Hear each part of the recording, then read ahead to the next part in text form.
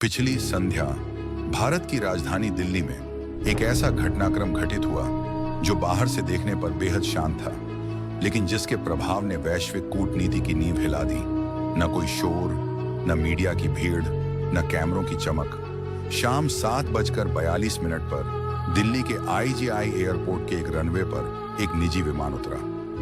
ना किसी news channel ने इसे कवर किया, ना कोई सरकारी स्वागत हुआ, लेकिन उस विमान के अंदर बैठे लोग अगर एक कमरे में इकट्ठा हो जाएं, तो दुनिया की ऊर्जा, अर्थव्यवस्था और शक्ति संतुलन बदल सकता है। उस विमान से बाहर निकले वेनेजुएला के खनन और पारिस्थितिक विकास मंत्री विलियम सेरपा।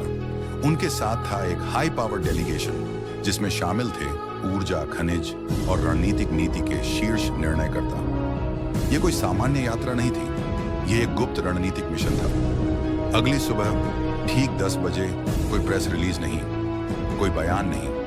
वे सीधे पहुंचे उद्योग भवन के एक सुरक्षित कक्ष में। वहां पहले से मौजूद थे भारत के वाणिज्य एवं उद्योग मंत्री पीयूष गोयल। दरवाजे बंद कर दिए गए। कमरे में सिर्फ 2 झंडे थे, भारत और वेनेजुएला।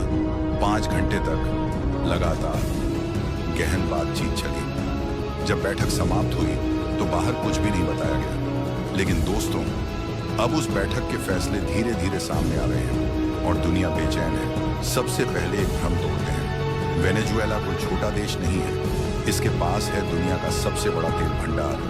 कुल वैश्विक तेल का लगभग 18%, सऊदी अरब से भी ज्यादा। और तेल तो सिर्फ शुरुआत है।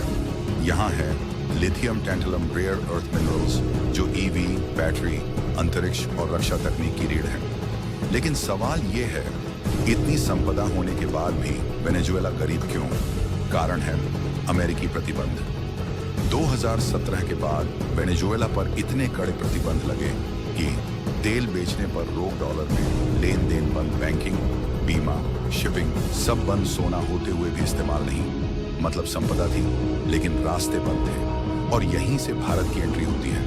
वेनेजुएला ने भारत को दिया पहला बड़ा प्रस्ताव, 160 टन सोना, जो अभी लंदन और अमेरिका की तिजोरियों में फंसा है।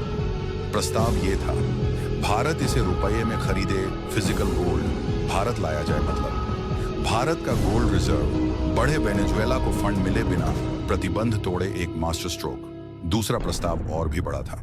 वेनेजुएला ने कहा, हम अपना बड़ा तेल उत्पादन सीधे भारत के लिए रिजर्व करेंगे, जहां अंतरराष्ट्रीय कीमत $70 से $80 प्रति बैरल है। वहीं भारत को ऑफर $35 से $40 प्रति बैरल। सोचिए, सस्ता ईंधन कम, महंगाई कम, ट्रांसपोर्ट खर्च, मजबूत अर्थव्यवस्था। फिर आया सबसे खतरनाक प्रस्ताव, डॉलर को हटाने का। भारत वेनेजुएला व्यापार रुपये और स्थानीय मुद्रा में, मतलब डॉलर निर्भरता खत्म, अमेरिकी बैंकिंग से आजादी, आर्थिक संप्रभुता। यहीं से वॉशिंगटन की नींद उड़ गई। अब बात सिर्फ व्यापार की नहीं रही। वेनेजुएला ने भारत को ऑफर किया अपनी जमीन पर भारतीय रक्षा निर्माण यूनिट, मतलब भारत की पहली दक्षिण अमेरिका में स्थायी रक्षा मौजूदगी, और बदले में एक सैन्य बेस लीज पर देने का संकेत। यह सीधा वैश्विक शक्ति संतुलन को चुनौती थी। फिर आया सॉफ्ट पावर प्लान। वेनेजुएला के छात्र भारत आएंगे, मेडिकल, इंजीनियरिंग पढ़ेंगे, खर्च भारत उठाएगा और भारतीय युवा वहां जाएंगे। भाषा, रोजगार, तकनीक, यह सिर्फ डील नहीं, रिश्ते की नींव थी। अब सवाल, इसका फायदा किसे? आपको। पेट्रोल डीजल की स्थिर कीमत, सस्ते EV, सस्ती बैटरी, नए रोजगार, मजबूत रुपया।